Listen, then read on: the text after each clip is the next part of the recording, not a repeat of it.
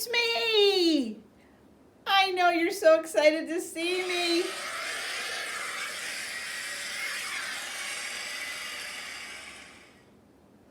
Good morning. A little creepy, isn't it? Yeah. Okay, just had to do a little bit of something to spice things up. So today we're gonna kind of wrap up what we've been talking about. The talk that you're gonna have in your book club, you're gonna be doing some deeper thinking, and as you're reading and you're thinking, I want you to write things down, like I said. But before I start to fill up this chart, I want you to pause the video, and this is what I want you to do. On the top part of your paper, I would like you to write down things that you enjoy talking about when you're in your book clubs. And you can think back to last year. What were some of the things that you talked about? If you can't think of anything you really enjoyed, then just write down some of the things that you talked about, like as far as the book goes, or what the author had written, or anything you can think of. I want you to write at least two things up on the top of the paper. I think I gave you 3 spaces, but I want you to try to at least give me 2, okay? Whatever you liked or whatever you could remember about what you talked about last year as we were in our book clubs. So, pause the video, and I'll be back.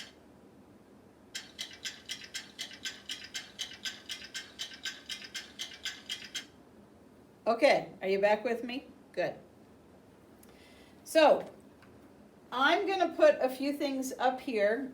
I wrote them out ahead of time so you wouldn't have to sit here and watch me write all of these things out. I'm just going to slap them up there because they have sticky on the back of them. And I'm hoping that all of these will fit on this paper. I don't know, I might have to eke them off on the side. So sometimes all you're going to do is you're going to talk about the topic of, especially if you are reading a new book, you might want to talk about the topic.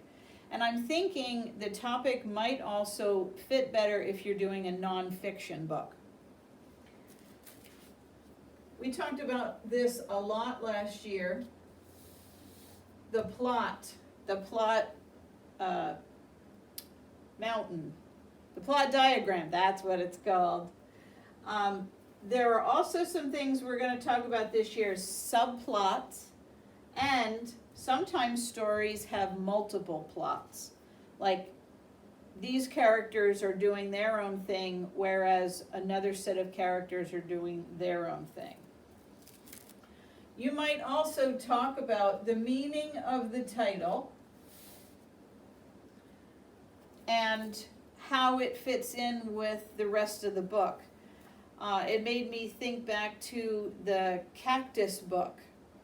I remember thinking about that title, Insignificant Events in the Life of a Cactus, and I had no idea how that title fit in. And then finally, at one point, we got to that part of the book, and it explained it. So at some point, you might have a title that shows itself, and you might want to talk about that in your book club.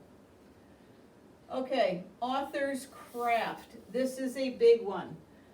On the little sheet that I'm going to give you that helps you remember things to write down that you're going to keep in your folder, I mentioned that yesterday.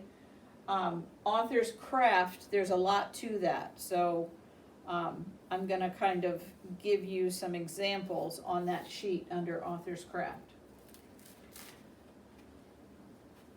This is pretty obvious. Something interesting, exciting, humorous, confusing, or surprising.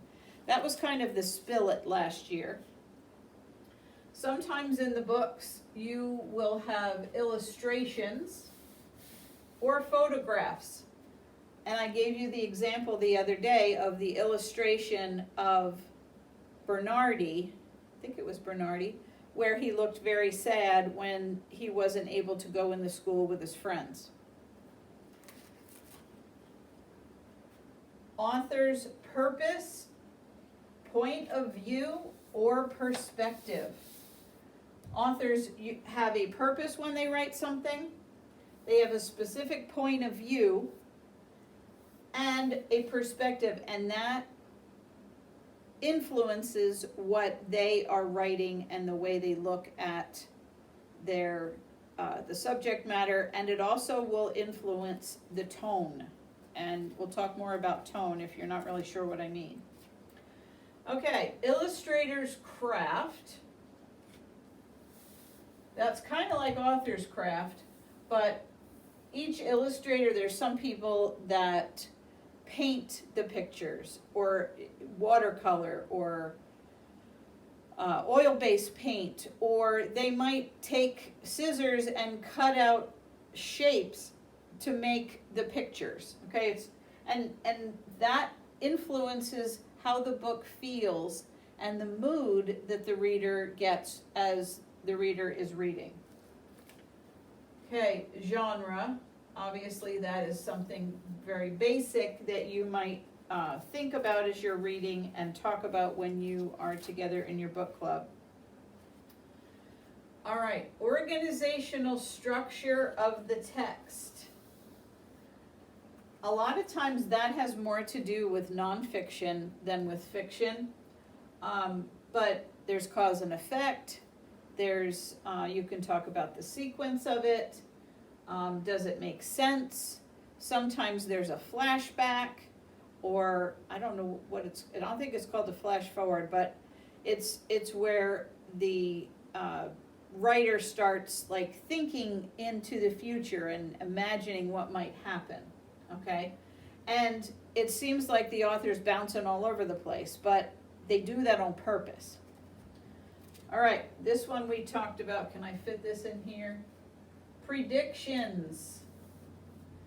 That's obvious. That was on our papers last year. Make a prediction.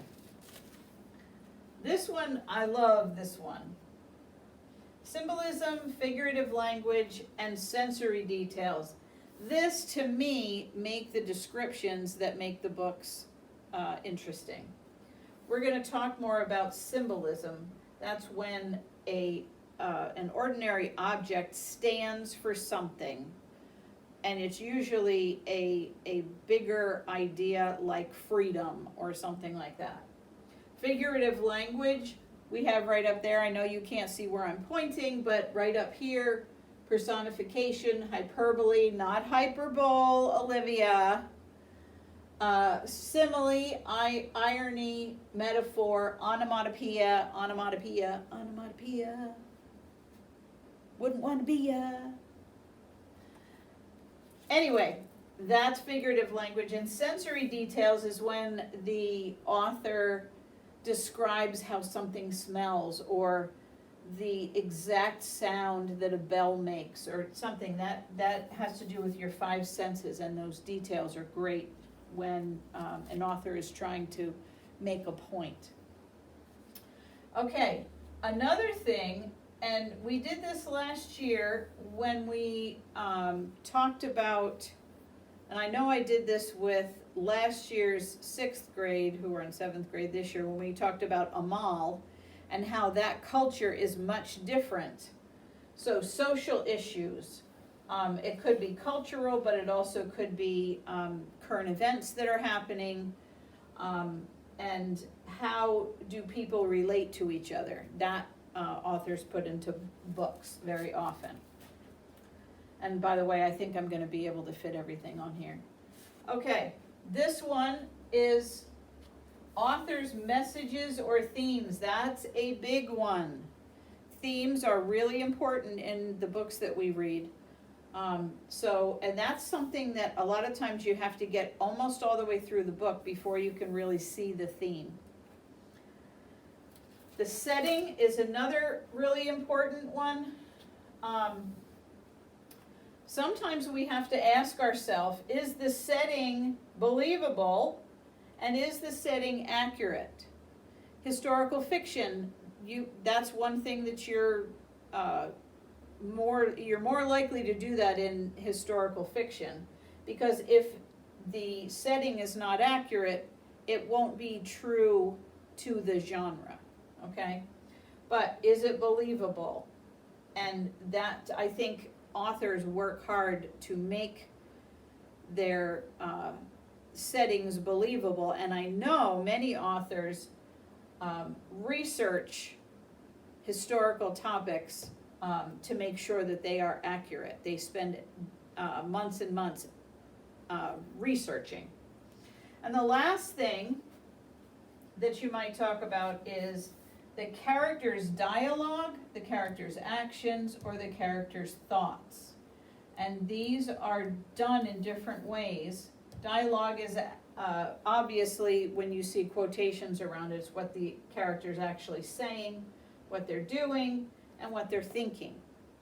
So that is something that you really want to think about, and how do what they say, do, and think, how does that relate to other characters? How does that affect how they might act in the future? There's a lot to that.